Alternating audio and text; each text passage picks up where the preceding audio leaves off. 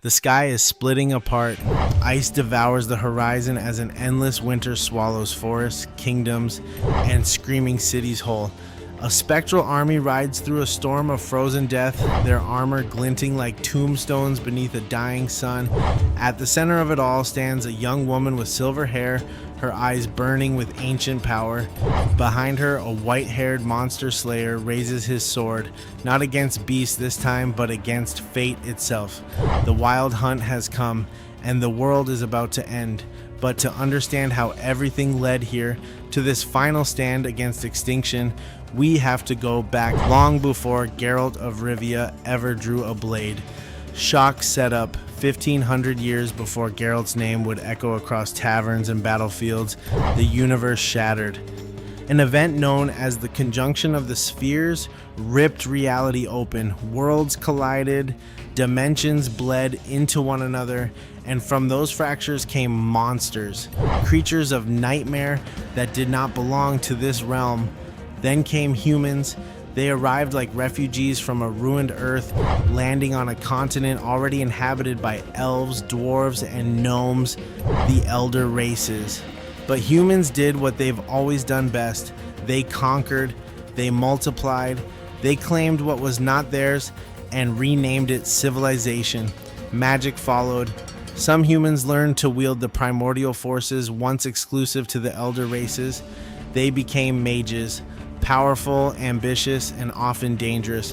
Others were born as sources, living conduits of chaotic magic too volatile to control. But even magic wasn't enough to stop the monsters. So humanity created something else. Rising tension, they created witchers, warrior monks, who subjected young boys to horrific mutations. Only 3 out of 10 survived the trial of the grasses. The rest died screaming. Those who lived became something other. Enhanced strength, accelerated healing, heightened senses, eyes like a predator. They wielded steel for humans, silver for monsters, and simple spells called signs to bend the battlefield in their favor. But the world that needed them would never love them. Witchers were feared, shunned, called freaks, accused of lacking emotion, though anyone who's seen the scars behind their eyes knows that isn't true. Over time, the Witcher Order fractured into schools. They stopped serving kings and began serving coin. Meanwhile, the continent divided itself. In the north, squabbling kingdoms fought endless petty wars. In the south, the Nilfgaardian Empire grew, disciplined, ambitious, and patient.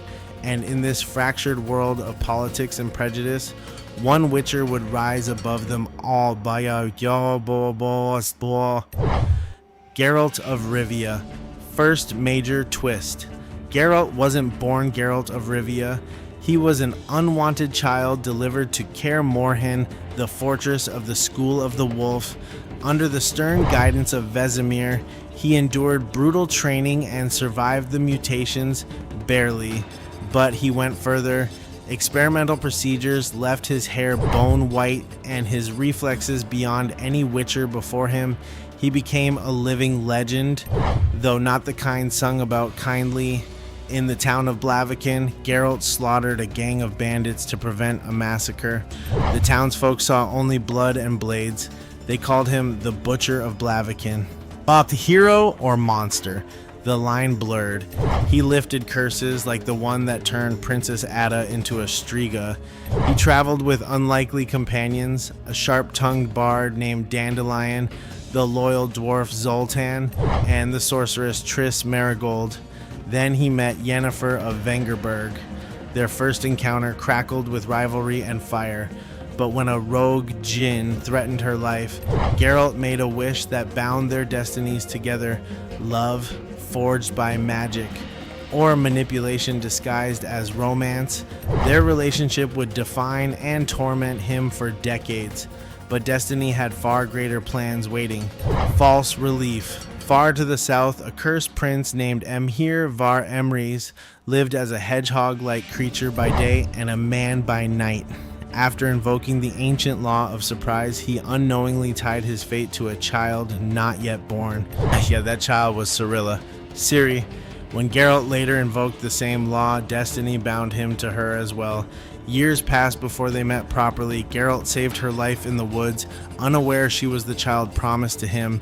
Fate kept pulling them together, only for Geralt to pull away. He left her once, then Nilfgaard invaded Cintra. Everything burned. Ciri fled through ash and blood, hunted by her own father, now Emperor Emhyr. And in the chaos, destiny finally won. Geralt found her again, and this time he didn't walk away. He brought her to Kaer Morhen, trained her like a witcher, but Ciri was something more. She carried elder blood, a genetic legacy granting her the power to open portals between worlds. And that power had just awakened. Bigger twist. Across dimensions rode the Wild Hunt, not ghosts, Shal-Az legends claimed, but NL elves from another dying world.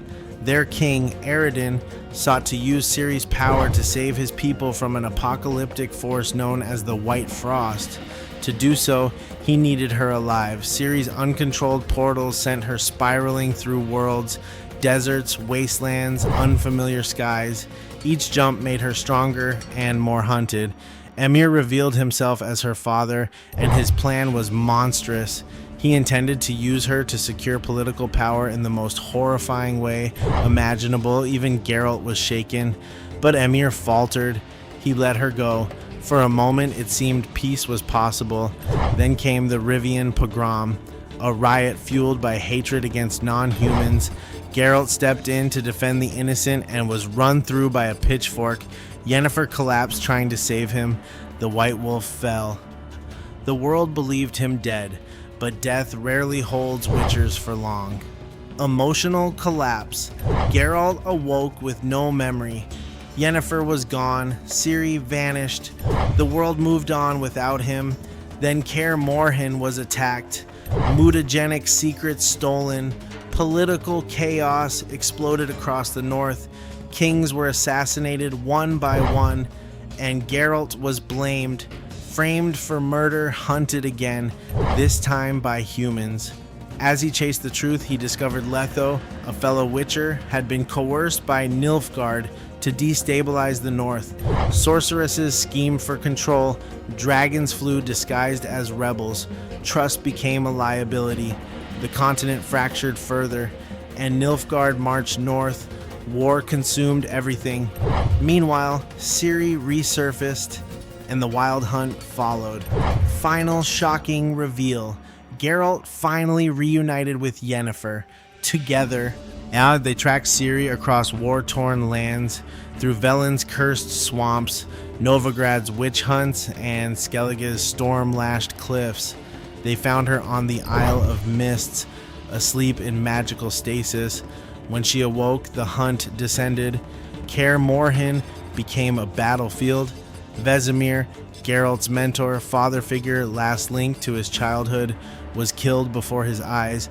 Ciri unleashed a shockwave of power that sent the hunt retreating, but Eredin was not finished. The final battle unfolded in Skellige.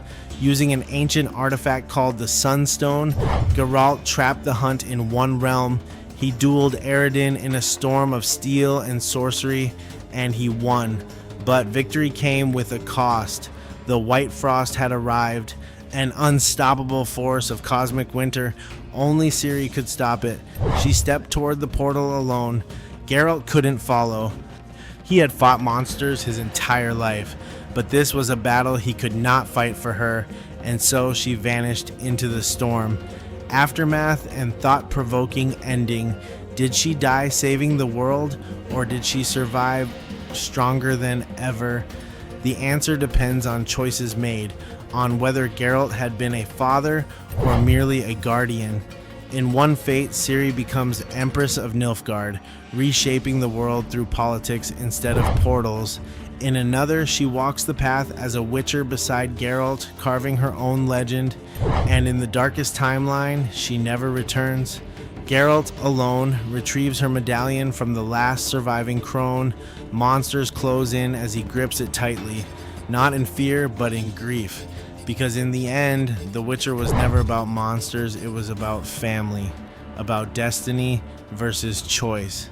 It's now about a man engineered to feel nothing, who felt everything. And as snow falls over battlefields long since quiet, one truth remains. In a world of chaos and conquest, the greatest power isn't magic. It's love strong enough to defy fate. Because even when the wild hunt rides, even when winter devours the sky, the white wolf will always rise and destiny will always bleed. If you enjoyed this complete timeline of The Witcher, make sure to subscribe for more full cinematic recaps. Drop a comment telling me which ending you believe is the true one, and let me know what epic saga you want broken down next. Until then, toss a coin to your Witcher and stay out of the frost.